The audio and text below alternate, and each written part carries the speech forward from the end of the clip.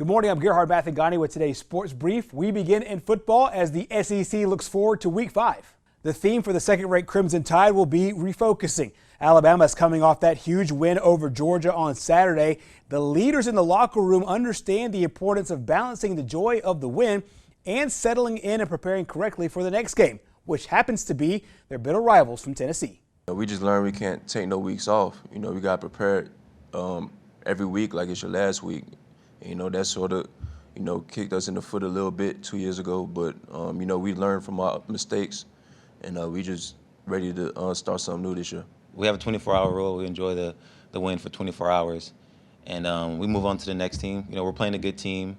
They have a really good team. So hopefully they move past it and their mind is ready for next week, this upcoming game. The Tide will face a struggling Tennessee football team. Now the Vols opened the season with high hopes and a top 15 ranking.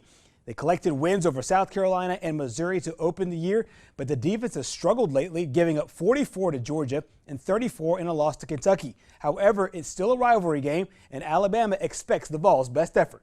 I'm sure that because it's a rivalry game, we're going to get the absolute, best version of Tennessee's team. Jeremy's done a really good job there, in my opinion.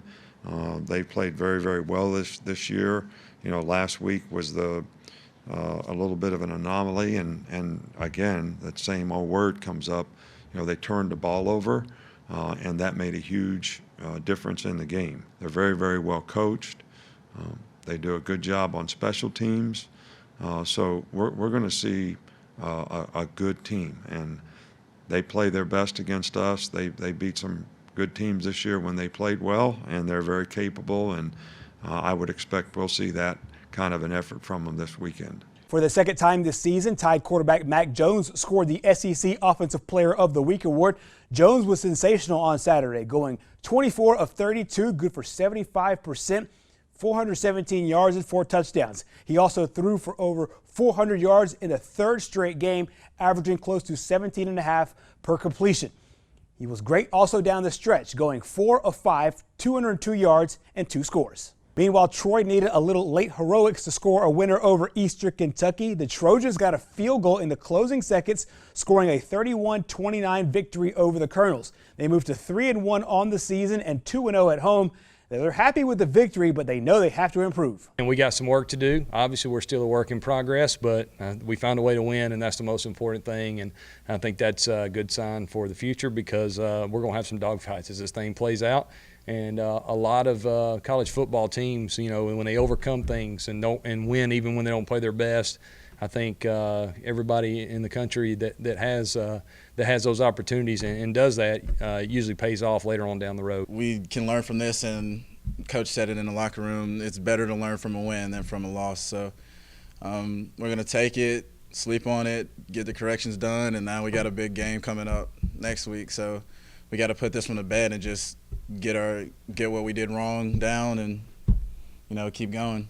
And finally, we are all set for Game 1 of the World Series coming up later tonight. The top seeds from both leagues punch their ticket to the Fall Classic, and now baseball's top prizes on the line. The Tampa Bay Rays and the LA Dodgers relish the opportunity to win a World Championship.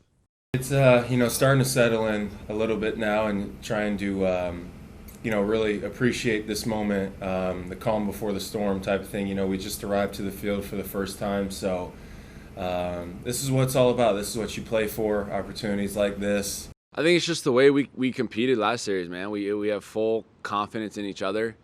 And down 3-1, there really wasn't any panic in this locker room. It was like, okay, we've done this before, and we all trusted in each other, and we knew that whoever was on the mound, whoever was at the plate, would get the job done, and that's just kind of what happened. And we're going to hope we can take that into this series.